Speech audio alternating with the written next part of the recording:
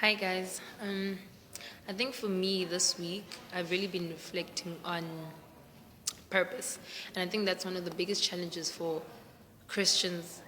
Walking this faith is God. Am I living in purpose? God, what is your purpose for my life? And it goes back to how do we really then define what our purpose is? And I think one of the mistakes we make in our Christian walk is to confuse ministry with purpose, because especially for the youth or just young people, I've seen how um, everyone is trying to like run towards the pulpit. It's like, I want to minister like this person. You feel like as if your calling is not in ministry, then you're not a real Christian.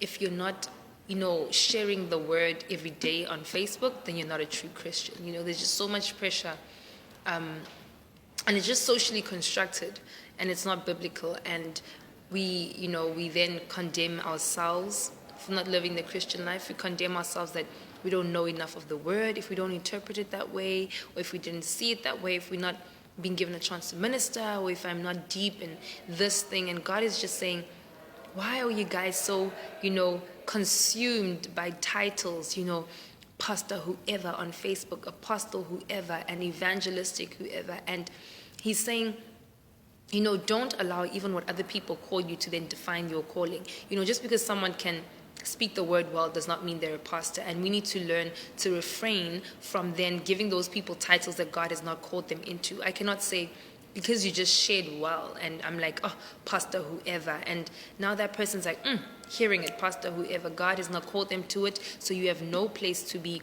giving what God has not called them into. So God may be calling you just into accounting, and that should be perfectly fine, because God knows that can be your ministry. You could be the only Bible someone ever reads within the accounting firm, because never would they ever have gone or stepped their foot into a church.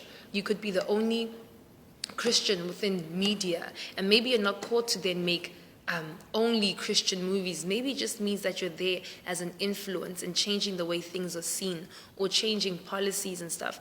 So I think we need to get out of this mindset that being a Christian means confined to the church, means that you need to be a minister, an apostle, means that you need to be part of the fivefold ministry. The truth is, there's more to it than just certain parts of the body. There's more to just the ear, the eyes, and what we see. There's the internal organs, which are actually way more important than the outside things, way more important than the hands.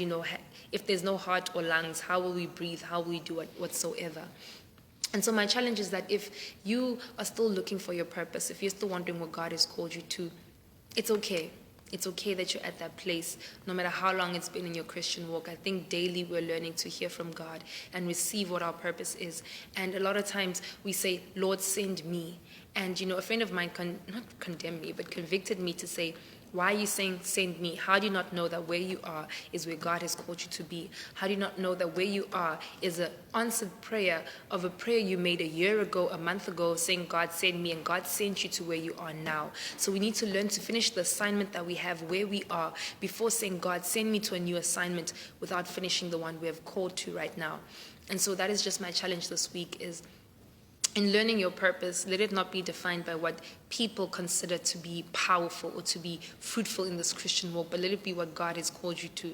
Because anything that is man-made will not last, but what God has called you to is where there is fruits, and we will see them by their fruits and nothing else.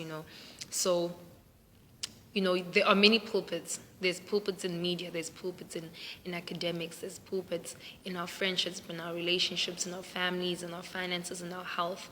And it being in the church, do not confine it to that. There is more to that. And learn to hear from God. And I think it also begins by just knowing your spiritual gifts, understanding that and growing that and nurturing that, and seeing how God can just work through it. Be receptive to hearing from Him this week. Let it not be anyone else telling you what your purpose is, but let it be directed by Him, because His grace won't take you where, and rather His will not take you where His grace cannot protect you.